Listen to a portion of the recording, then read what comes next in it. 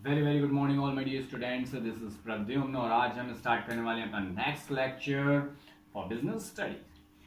तो स्टूडेंट्स, हम बात कर रहे थे आर्टिकल्स ऑफ एसोसिएशन की, ठीक है ना। आर्टिकल्स ऑफ एसोसिएशन में हमने इसके क्या अभी हम लोगों ने पढ़े थे, हमने इसके कंटेंट्स पढ़ लिए थे, ठीक है ना। तो याद रखिए जो हमने अभी पढ़े थे हम उसी को आगे कंटिन्यू करने वाले हैं, ठीक है। तो इन्हीं को हम, क्योंकि लास्ट लेक्चर में हमने कुछ कंटेंट्स अपने छोड़ दिए थे, कुछ रह गए थे क्योंकि लेक्चर बहुत ज्यादा बड़ा हो रहा था। तो चलिए स्टूडेंट्स, अब हम उसको समझ लेते हैं रिमेनिंग। नेक्स्ट पॉइंट है ऑडिट कमिटी। ऑडिट कमिटी हमने पढ़ लिया था लास्ट लेक्चर में, बट एक बार फिर से हम अंडरस्टैंड कर लेते हैं। ऑडिट कमिटी हमने आपको बताई थी, ऑडिटर्स भी टू टाइप्स के होते हैं, एक इंटरनल और एक एक्सटर्नल। एक्सटर्नल ऑडिटर्स कौन होते हैं? जो बाहर से गवर्नमेंट भेजती है ऑडिट करने के लिए कि आपकी कंपनी ठीक काम कर रही है या नहीं कर रही है, आप टैक्स जो पे कर रहे हैं वो सारे के सारे ठीक कर रहे हैं या नहीं कर रहे हैं। ऐसा तो नहीं है सेल ज्यादा है कि आप कम दिखा रहे हैं। बट इंटरनल ऑडिट की बात करते हो तो इंटरनल ऑडिट में क्या होता है कि जो इंटरनल पर्संस होते हैं कंपनी के, वो ऑडिट करते हैं और वो ये देखते हैं कि आप कहीं हेर फेर तो नहीं कर रहे हैं कंपनी में। अगर कहीं हेर फेर हो रहा है तो उस हेर फेर को रोकने के लिए इंटरनल ऑडिट काम करता है। नेक्स्ट पॉइंट है एडिशनल डायरेक्टर्स। भाई हो सकता है कभी कभी बहुत बड़ी कंपनी हो, जब बड़ी कंपनी है तो डायरेक्टर्स ही सारा काम मैनेज नहीं कर पाते, तो अदर्स डायरेक्टर भी मैंने हायर करने पड़ते हैं। अदर डायरेक्टर्स को हम क्या बोलेंगे? Additional directors. Okay, so next point है रिम्यूनरेशन ऑफ डायरेक्टर्स। भाई डायरेक्टर्स जब हमने हायर कर लिए तो क्या उन्हें रिम्यूनरेशन नहीं दिया जाएगा? अच्छा, रिम्यूनरेशन होता क्या है? रिम्यूनरेशन वैसे तो आप अगर नॉर्मल लैंग्वेज में देखेंगे, कुछ रिफ्रेशमेंट वगैरह दे दिया, लोग उसी को रिम्यूनरेशन कहने लगते हैं। नो, ऐसा नहीं होता। जो भी डायरेक्टर्स काम कर रहे हैं उसके बदले में उनको जो भी पैसा कंपनी प्रोवाइड कराती है उसको हम रिम्यूनरेशन बोलते हैं। अब सोचने वाली बात है कि यहाँ सैलरी वर्ड क्यों नहीं यूज किया गया? डायरेक्टर कंपनी का एम्प्लॉय के तौर पर नहीं, कंपनी के ओनर के तौर पे काम करता है, इसलिए वहां पर सैलरी वर्ड न यूज करके रिम्यूनरेशन वर्ड यूज किया गया है। Okay students, so now comes on next point, directors meeting. भाई डायरेक्टर जो जितने भी, क्योंकि हमने पढ़ लिया डायरेक्टर्स होते हैं, अदर डायरेक्टर्स होते हैं। अब डायरेक्टर्स हैं, अदर डायरेक्टर्स में क्या इनकी मीटिंग नहीं ली जाएगी? यस, इनकी भी मीटिंग होगी। अब इनकी मीटिंग होगी तो इनकी भी मीटिंग रोज नहीं कर सकते, क्योंकि भाई इनके भी तो पर्सनल वर्क्स हैं। तो इसलिए उससे रिलेटेड भी हम पहले से ही क्या करते हैं, अपने रूल्स फॉलो करते हैं। Okay, so next point dividend and reserves. Her company में रिजर्व्स होते हैं। रिजर्व्स क्यों मेंटेन किए जाते हैं? पहले हम डिविडेंड और रिजर्व्स ये दोनों वर्ड समझ लेते हैं। डिविडेंड होता है जो कंपनी ने प्रॉफिट गेन किया, उस प्रॉफिट को शेयर होल्डर्स में बांट देना, यानी कि उस प्रॉफिट का एक हिस्सा, उसको कहते हैं हम डिविडेंड। दैट मीन्स एक प्रॉफिट का जो छोटा सा हिस्सा है, एक मतलब उसका एक अंश। अगर आपने 1,00,000 रुपए कमाए तो उसमें 1,000 रुपए अगर किसी पर्सन को दिए जा रहे हैं प्रॉफिट में से, तो 1,000 rupees is the dividend. Okay, so now second point, इसमें वर्ड आया था रिजर्व। रिजर्व है भाई, जैसे अभी आप लोगों ने देखा होगा सिचुएशन, अभी सब कुछ अच्छा चल रहा था, अचानक से कोरोना आ गया। कोरोना आ गया, पूरी फाइनेंशियल कंडीशन कंट्री की हिल गई। अगर पहले से किसी भी कंट्री की गवर्नमेंट के पास कुछ पैसा अलग से इस टाइप की सिचुएशन को हैंडल करने के लिए नहीं होगा, तो क्या कंट्रीज इस टाइम पर स्टैंड कर पाती? आपने न्यूज में भी सुना होगा, इंडियन गवर्नमेंट ने भी काफी बड़े बड़े फंड 1,000 करोड़ में रिलीज किए, है ना। लोगों को भी पैसे दिए, स्टेट गवर्नमेंट को भी हेल्प की, और अर्निंग इस टाइम पर बिल्कुल स्टॉप सी हो गई थी। क्यों? क्योंकि मार्केट बंद हो चुके थे। ओके, सो समझिए इस टाइप की सिचुएशन जैसे गवर्नमेंट के साथ आई, ऐसे कंपनीज के साथ नहीं आती, कंपनीज के साथ भी आ जाती हैं। कंपनीज के साथ ज्यादा पॉसिबिलिटीज रहती हैं इस टाइप की प्रॉब्लम्स आने की। तो उस सिचुएशन में कंपनीज ने क्या किया, अपने पास कुछ पैसे रिजर्व करके रख लिए कि जब क्रिटिकल कंडीशन आएगी हम उस सिचुएशन में इस पैसे को यूज करेंगे, ठीक है ना। तो उस पैसे को जो सेव करके रख लिए उसको हम बोलते हैं रिजर्व्स। ओके स्टूडेंट्स, चलिए नेक्स्ट पॉइंट है यहां पर वाइंडिंग अप। वाइंडिंग अप का मतलब होता है कि अगर हम कंपनी क्लोज भी करेंगे तो उसके रूल्स एंड रेगुलेशंस क्या होंगे, किस तरीके से कंपनी को बाइंड अप किया जाएगा। नेक्स्ट पॉइंट है issue of debenture and stock. है ना। बात करते हैं डिवेंचर्स एंड स्टॉक की, तो यहाँ पर डिवेंचर्स क्या होते हैं वो समझिए एक बार।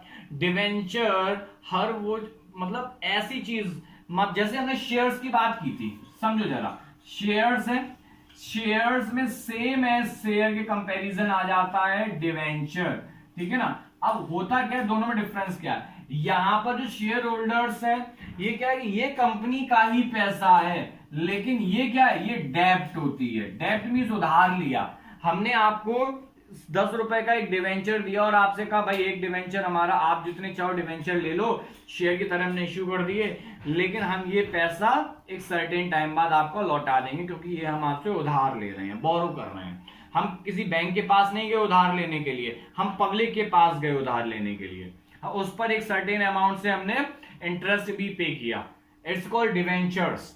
ओके, तो डिवेंचर का भी एक लिमिट होती है, ऐसा नहीं है कि अनलिमिटेड मर्जी आए हम उतने डिवेंचर्स इश्यू करते चले जाएंगे, ठीक है ना। स्टॉक का मीन हो गया कि जिस भी बिजनेस का आप स्टॉक, सॉरी, जिस भी चीज का आप बिजनेस कर रहे हैं, जो भी आपका गुड्स है बिजनेस का, उसको आप किस क्वांटिटी में स्टॉक में अपने पास रखेंगे। क्योंकि ऐसा नहीं होता कि मान लो आपने 10 पेन बनाए आज, मैन्युफैक्चर किए और 10 सेल कर दिए, है ना, फिर अब आप स्टार्ट करेंगे फिर से 10 से पेन की मैन्युफैक्चरिंग, फिर 10 सेल करेंगे, ऐसा नहीं हो सकता, ऐसे बिजनेस नहीं होता। यानी कि आपने 10 पेन अगर एक दिन में सेल करने हैं तो आज आपको 20 पेन्स मैन्युफैक्चर करने पड़ेंगे ताकि आप कल सेल कर पाओ, फिर कल आप 10 पेन्स बनाएंगे, लेकिन कल जो सेल होगी नेक्स्ट डे, है ना, आने वाले में यानी कि टुमारो, तो वो ये जो 20 पेन्स की मैन्युफैक्चरिंग करेंगे उसमें 10 आज सेल किए, 10 कल सेल किए और कल 10 की मैन्युफैक्चरिंग भी कर ली, ठीक है। हमें एक स्टॉक लेके चलना पड़ता है कि अगर हम नेक्स्ट मंथ जब बिजनेस स्टार्ट करें तो हमारे पास मटेरियल की शॉर्टेज ना हो जाए। Okay, so next point, managing director, whole time director, managers and secretary. अगर हम इनकी बात करेंगे तो भाई ये सारे पर्सन्स कौन होते हैं, इंटरनल पर्सन्स होते हैं, और इनको अपने बिजनेस के अंदर मैनेज करना बहुत जरूरी है। भाई डायरेक्टर्स अपना काम करेंगे, मैनेजर अपना काम करेंगे, ठीक है ना, सेक्रेटरी अपना काम करेंगे। अगर इनके आपस में चेन टूट जाएगी, आपस में इनकी बॉन्डिंग नहीं रहेगी, तो आप सोचो एक स्कूल है, स्कूल में मैनेजर होता है, एमडी सर, ठीक है ना, प्रिंसिपल सर, टीचर्स, है ना, और अदर एम्प्लॉइज, ये 4 चेन में काम करते हैं। अगर इनमें आपस में बॉन्डिंग खराब हुई तो क्या स्कूल कंटिन्यू किया जा सकता है? नो, स्कूल में ताला पड़ जाएगा, है ना, साल भर के अंदर। तो सेम है कंपनी में, इनके बीच में अगर बॉन्डिंग नहीं होगी तो क्या होगा, कंपनी ही बंद हो जाएगी। इसलिए इनसे भी रिलेटेड हम अपने रूल्स एंड रेगुलेशंस जनरेट कर लेते हैं। नेक्स्ट पॉइंट है सील। भाई कंपनी की सील होती है, हर एक की होती है, जैसे आपकी स्कूल की स्टैंप है, ऐसे कंपनी की भी एक स्टैंप है, हम उसको भी सील बोलते हैं। भाई अब हमें ये भी तो डिसाइड करना है कि जो कंपनी की सील है वो कैसी होगी, कंपनी की स्टैंप कैसी होगी, ठीक है ना, उसके रिगार्डिंग भी हम पहले से ही क्या करते हैं, आर्टिकल ऑफ एसोसिएशन में मेंशन करते हैं। नेक्स्ट है जर्नल मीटिंग। जर्नल मीटिंग के बारे में हम पढ़ चुके थे ऑलरेडी। Borrowing power.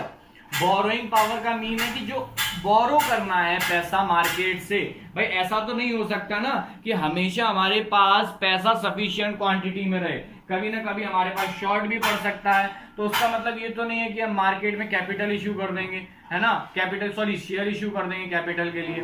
तो इस सिचुएशन में क्या होगा, हमें पैसे उधार लेने पड़ेंगे, लेकिन इसका मतलब ये नहीं होगा कि हम बहुत ज्यादा अमाउंट में उधार ले लें जिसको हम बाद में रिटर्न भी ना कर पाए, ठीक है ना स्टूडेंट्स। तो ध्यान रखिएगा, तो बोरोइंग में ध्यान रखना है कि हम उसको वापस भी कर पाएंगे या नहीं, ये चीज भी बड़ी ध्यान रखने वाली बात होती है students. Okay, so now next point is accounts and audit. Her transaction का बिजनेस में अकाउंट मेंटेन करना मैंडेटरी है। अगर आप अकाउंट मेंटेन नहीं करेंगे अपने बिजनेस के अंदर तो क्या होगा भाई, अगर आप अकाउंट नहीं मेंटेन करेंगे तो फाइनल अकाउंट नहीं बना पाएंगे, फाइनल अकाउंट नहीं बना पाएंगे तो क्या नहीं कर पाएंगे, आपको प्रॉफिट एंड लॉस के बारे में नहीं पता चलेगा।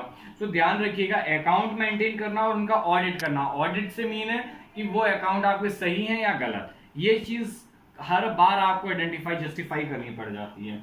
चलिए इसके बाद है ये पॉइंट हम अपना ये टॉपिक अपना बाइंड अप करते हैं इसके साथ में, ठीक है ना स्टूडेंट्स। आई होप आपको ये सारे के सारे टॉपिक्स जितने भी हमने अभी कीवर्ड्स पढ़े थे सारे आपको समझ आ गए होंगे. So now come on next topic, difference between memorandum of association and article of association. हम article of association जो हमने पढ़ लिया था उसमें और memorandum of association दोनों के बीच में difference create करेंगे. Number 1 object and aim. Object and aim की बात करते हैं तो जो हमारा आर्टिकल ऑफ एसोसिएशन होता है उसका ऑब्जेक्ट होता है, मीन उसका ऑब्जेक्ट क्या है, प्राइमरी. अगर आपका मेमोरेंडम ऑफ एसोसिएशन नहीं होगा तो आप अपने बिजनेस को स्टार्ट ही नहीं कर पाओगे. भाई उसमें नेम आपको मेंशन करना है, उसमें ऑफिस, प्लेस, ये सारी चीजें मेंशन करनी है. अब बात करते हैं आर्टिकल ऑफ एसोसिएशन की. आर्टिकल ऑफ एसोसिएशन क्या है, हमारा सेकेंडरी ऑब्जेक्ट है. यहां पर हमें क्या करना है, इसके बाद जो बेसिक चीजें हैं ये तो मेंटेन कर ली हमने, कहा मेमोरेंडम में. उसके बाद की जो सेकेंडरी चीजें आ गई, जैसे हमने इसके बारे में पढ़ लिया था, बोरोइंग, शेयर्स है ना, प्रेफरेंस शेयर्स, इनको इश्यू करना, अलॉट करना, बाईबैक करना, ये सारी चीजें कहां मेंशन होंगी, हमारे आर्टिकल ऑफ एसोसिएशन में. नेक्स्ट पॉइंट है पोजीशन. ओके, सो पोजीशन की अगर हम बात करते हैं तो मेमोरेंडम ऑफ एसोसिएशन में it is the principal and fundamental document of the company and it subordinate to the companies. यानी कि ये फंडामेंटल है, बेसिक है. अगर हम इस यहाँ पर शुरुआत अगर बेसिक हमारे पास नहीं हो तो क्या हम आगे स्टार्ट कर पाएंगे. नेक्स्ट पॉइंट है आर्टिकल ऑफ एसोसिएशन में it is the subsidiary document and in subordinate to both the memorandum of association and the companies act. यानी कि ये क्या है, उसका सपोर्ट करेगा, इसको आगे बढ़ाने में हेल्प करेगा. सबऑर्डिनेट है, प्राइमरी नहीं है. नेक्स्ट पॉइंट है relationship. Memorandum of article defines the relationship of the company with the outsider. यानी कि जो मेमोरेंडम है वहां पर हम किसके साथ अपनी बॉन्डिंग डिसाइड करते हैं, आउटसाइडर के साथ. यानी कि जो आउटसाइडर कौन है, कंपनी के डेबिटर्स हैं, क्रेडिटर्स हैं, या फिर नेम रखने के लिए रजिस्ट्रार हैं, ये सब चीजें आउटसाइडर के साथ बाउंडिंग करते हैं, कस्टमर्स हैं, ठीक है ना. बट अगर हम बात करते हैं आर्टिकल ऑफ एसोसिएशन की तो ये क्या करते हैं, ये इनसाइडर्स के साथ बॉन्डिंग को मेंटेन करते हैं. इनसाइडर के साथ बॉन्डिंग मेंटेन करेंगे, फिर क्या वहां पर कैसे होगी बॉन्डिंग, कि भाई जो मैनेजर्स हैं उनके लिए बोर्ड ऑफ डायरेक्टर हैं, शेयर होल्डर्स हैं, ठीक है ना, इन सब की बात लेंगे हम. नेक्स्ट है validity. Act performed beyond the scope of the memorandum are void. अगर हम मेमोरेंडम ऑफ एसोसिएशन के बियॉन्ड जाके, उसके परे जाके हम कोई काम करते हैं, उस सिचुएशन में वो वर्क आपका जीरो हो जाएगा. आप मेमोरेंडम ऑफ एसोसिएशन के अगेंस्ट जाके काम नहीं कर सकते. बट बात करते हैं आर्टिकल ऑफ एसोसिएशन की. अगर आप इसके अगेंस्ट जाके भी काम करते हैं और उसको सारे के सारे बोर्ड ऑफ डायरेक्टर्स या शेयर होल्डर्स क्या करते हैं, परमिट कर देते हैं, कहते हैं कि ठीक है जो भी आप काम कर रहे हैं वो ठीक था, है ना, तो क्या होगा, वहां पर एक आपस में मीटिंग बुलाई जाएगी. मीटिंग में जो भी आपने काम किया है उसके अगेंस्ट एक वोट करवा दिया जाएगा. अगर पास हो जाता है ना, तो क्या करा जाएगा, वर्क को डन मान लिया जाएगा, मींस जीरो नहीं बोला जाएगा.